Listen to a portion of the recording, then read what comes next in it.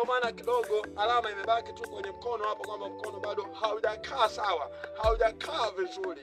Lakini bado nilipofika huko tena, radi ama inachoitwa radi imerudi mara ya pili, nikajikuta tena nanyanyuka, natoa sauti. Tukio ndo likaanzia hapo. Sasa nakumbuka kwa mara ya kwanza kabisa tukio ambavyo lilivyokuwa linaanza, nikajikuta tu nimeshtuka ghafla. Sasa ile namna ambavyo nimeshtuka ghafla, kwanza nikaanza kunyanyuka, yani kunyanyuka moto mkali. Alafu ile ninavyonyanyuka nilitoa sauti fulani kubwa sana ambayo sikuelewa, yani ni automatically tu ilikuja tu sauti kubwa, na ambacho nilikuwa nawaza kichwani kwamba mara baada ile sauti tu inavyokauka, nilijua kabisa na mimi ndo naishia hapo. Na ndio maana mama hapo nakuta kilembe ni kama kipo. Na tangu hiyo saa 11 na dakika mpaka sasa alikuwa analia. Hiki ni chumba ambacho leo watu wangekuwa wanaingia kuangalia mwili wa marehemu. Yani wangekuwa wanakuja kuangalia mwili wa marehemu Yohana. Ndio maana hata ukiazumu macho yangu haya yana machozi sana, nimelia sana. Nilikuwa nimekaa kwenye kochi, chaji simu, na nilikuwa nimeshika simu kwenye mkono wangu huu wa kulia. Sasa ile kwanza tangu nizaliwe sijawahi kusikia kishindo ama kelele za radi. Leo ndo nimesikia kelele za radi. Sijawahi kuona mwanga wa radi tangu nizaliwe. Leo ndo nimeona mwanga wa radi. Nimejikuta ghafla natoa sauti kwamba sasa ile natoa yani ni kama tunatoa yani kama ndo napanda juu moja kwa moja, ndo nakaushwa moja kwa moja. Halafu ni kama moto njano, na uona moto kubwa.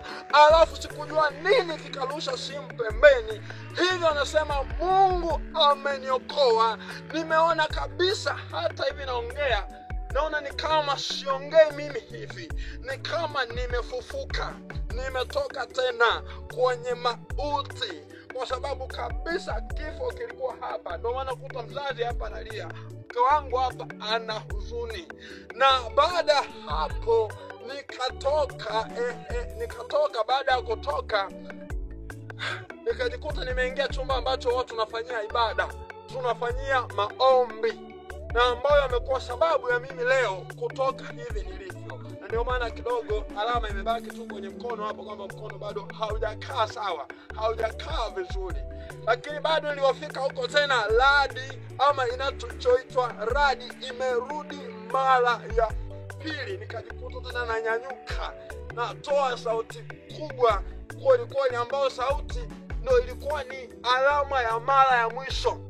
Evansi anayeshuti ndiye aliyesikia na kuona ule mwanga pia, kwa sababu alikuwa yuko chumba cha pili. Ndio maana tunamrudishia sifa na utukufu kwa Mungu. Watu waliwahi kuniambia ama waliwahi kusema siku ambayo ilikuwa ni ajali, waliwahi kusema kwamba tokeni, jengeni nyumba kwingine, mkahame. Mimi niliwahi kuambia ya kwamba shetani ni yule aliyeko kwenye ajali, shetani ni yule aliyeko kwenye radi, shetani ni yule aliyeko kwenye ugonjwa. Unaweza ukakwepa ugonjwa, unaweza ukalikwepa gari, lakini bado ukakutana na ajali, ukakutana na radi. Unaweza ukakwepa radi, lakini bado ukakutana na ajali. Shetani ni yule.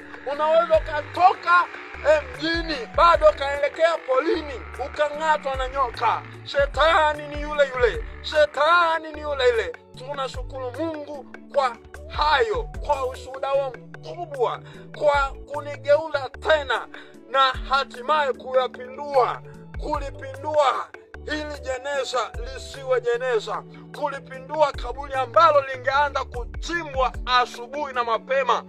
Baba, basi naomba tu dakika moja, maana yake ilikuwa inanyesha mvua huko. Sasa tulikuwa tumefiatua kila kitu, circuit breaker na nini. Sasa hivi ndio tulikuwa tunafiatua na simu nimeifungua sasa hivi baba. Baba, yani unajua hofu bado zimekuwa nyingi, ni kama kimeniathiri hivi kidogo. Ndio, yani tangu jana tunazima kwenye message tukiona tayari kuna mawingu hivi. Nilikuwa hapa nilipo ni chumba cha kanisani ambapo watu tunafanyia ibada na maombi. Lakini chumba ambacho tukio lilinikutia kwa mara ya kwanza ni chumba cha pili cha upande wa huko ambako pia huko kuna main switch, na pia huwa nakaa mara nyingi huko nikiwa kama nimepata muda wa kutulia, kujisomea kidogo na kufanya vitu tuwili tutatu. Sasa nilikuwa nimechukua chaja huko ambako ni kanisani, maana kule chaja hakuna. Nikawa nimechukua na chaja pamoja na cable. Nilichukua chaja pamoja na cable nikawa naipeleka kule. Sasa nilipokuwa naipeleka kule, nimeingia mle ndani, ni kama kulikuwa kuna dalili ya mvua. Nilipofika kule nikapachika kwa mara ya kwanza, nikapachika kwa mara ya pili, kwa mara ya tatu, ni kama ilikuwa inasumbua sana kuipachika. Sasa baadaye ikawa imekubali. Sasa ilipokuwa imekubali, lengo langu pia wakati huo simu yangu ikawa iko online.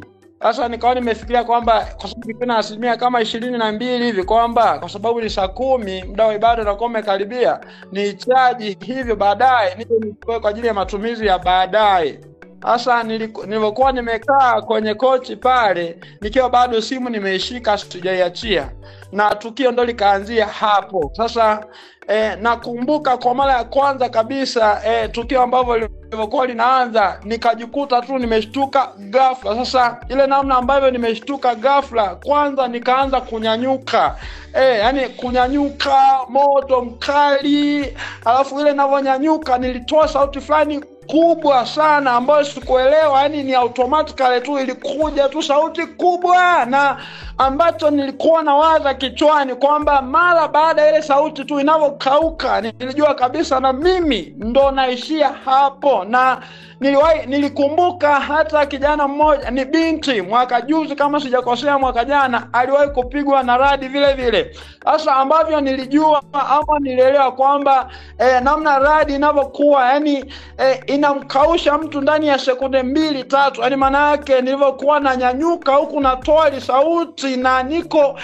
ni kama ulimwengu ambao yani nipo ulimwengu mwingine kabisa. Sasa na mwili ni kama unakaka kabisa yani, na nikajua tayari imekwisha. Na naweza nikafikiri kwamba nilifika kwenye level ya 90% hivi ya watu ambao waliwahi kupigwa na radi hatimaye wakaweza kutoweka.